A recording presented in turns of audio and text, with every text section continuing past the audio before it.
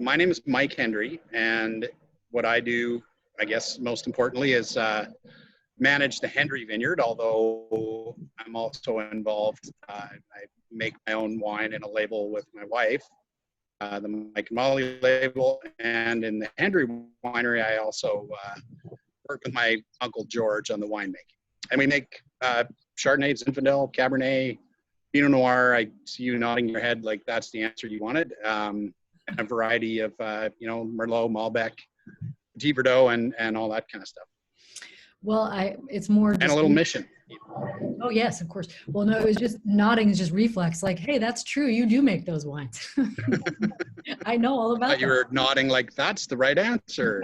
No, there is no right answer, Mike. Okay. You do whatever you want. You're the boss. So why do you make it? Why do you make what you make? Well, I think that's a question that I could answer on several different levels. Starting, why am I in the business of making wine? And that's sometimes a question that I ask myself too. But I think we make the range of grapes we do partly because of the vineyard we have, maybe most importantly because of the vineyard we have. I think we're in an area where we're sort of in between the cooler climate and the warmer climate parts of Napa, although this year has made me debate a little bit where those boundaries actually lie, but because it feels like we're all in the hot stuff this year. But, just to the south of us is Carneros, and north of us is mostly Cabernet, and we have a vineyard that's pretty well suited to doing a wide range of things.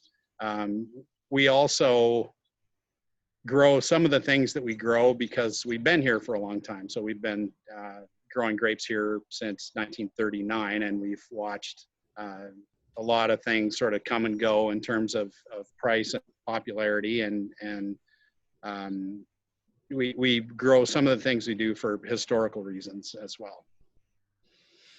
So what would you say makes you different, your project different, or why should people care about your stuff versus other people's stuff? Why should people care about our stuff? That's a fair question. I think that we represent a type of farming that's maybe a little less typical in Napa these days. Everything that we bottle, we grow ourselves. We don't buy any fruit. We sell some fruit, but everything we produce comes from our estate vineyard, and we do it from a hands-on point of view.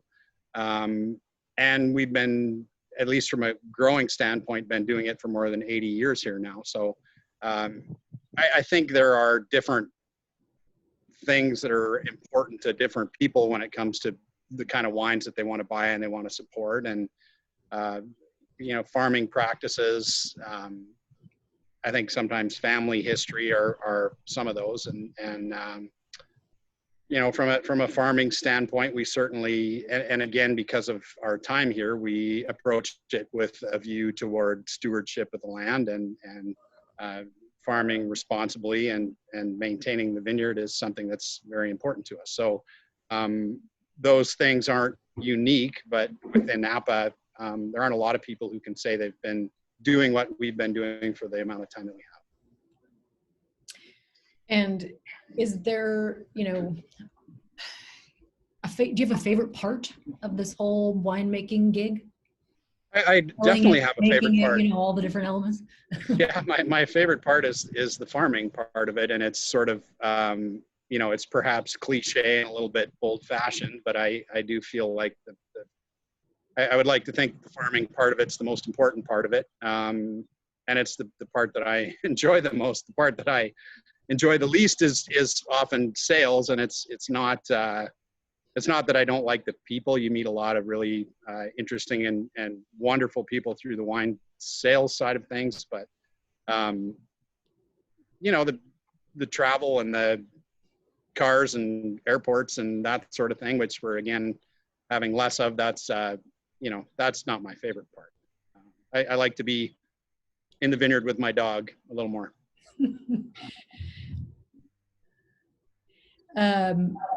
So Sybil, sorry, making you know, faces through the window. So, you know, you've got a fan club out there. Yeah. So, so shifting gears a little bit, what is the most, I don't think she quite gets it. That's fine.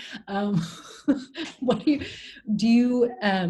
has there been any positive surprises for you, that things that you have learned from the shelter in place quarantine situation? Yeah, I mean, there's without a doubt. It's been difficult for a lot of people, and when things started to sort of shut down, I was amazed by the number of people who called and wanted to support our wine. And it's you know, you spend, even though I've said sales aren't my favorite part of this business, over the years, the number of people you talk to and get to know and develop a relationship with, these are things that sell wine in times like these. So you know, lesson number one is be nice to people, because later down the road they're nice to you. And do you have any hobbies that have helped you cope with the circumstances?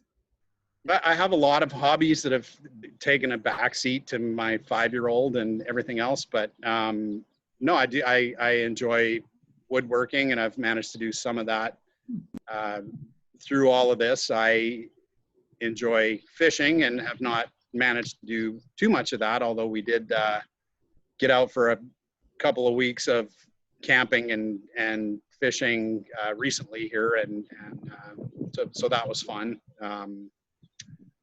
My other hobbies are waiting for the world to return to normal, I think. Did you catch any fish? We did catch some fish, yes. And mostly my 5-year-old son caught the fish. They were monsters, but it was super fun. Okay, well, you have to send some pictures. We might have to include that in the. I will do that. Yeah. Because if it was up to Sybil, basically this would be a fishing show. The Mike Hendry fishing show. So, last question. Do you have a soundtrack, or have you had a soundtrack that anything you've been listening to in particular, or yes, over again maybe? So this again has a lot to do with my 5-year-old son, but we've been listening to a Mongolian band called The Who. And it's not the Who you're thinking of. This one's spelled H-U. And, you know, picture a bunch of headbanging Mongol warriors singing in Mongolian. And it's actually a really amazing album. And it has apparently taught my son Mongolian too, because he sings along with it. So yeah, The Who, it's an amazing, amazing album. I will definitely have to check that out. That's probably use some of that around our house. I actually do have one more question. Do you have a drink? Like, what would be Mike Hendry's Desert Island drink?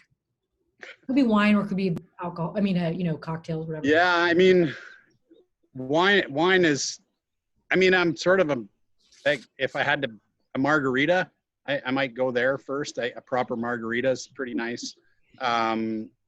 You know, wine for me is very much a food thing, and we can go a lot of directions with that. But if I have to sit down on a hot day and have a cocktail, at margarita maybe. I definitely support that. Okay, so that's all I have. You are totally, I'm trying to, there we go. Now we're both on the screen that I can see anyway. So I really appreciate it. I know it's a little bit madness right now, and you guys are probably starting harvest. Well, we're starting harvest tomorrow. Yeah. At 4 a.m. Yep. There we go. I got lucky. Thank you, Mike. Yeah.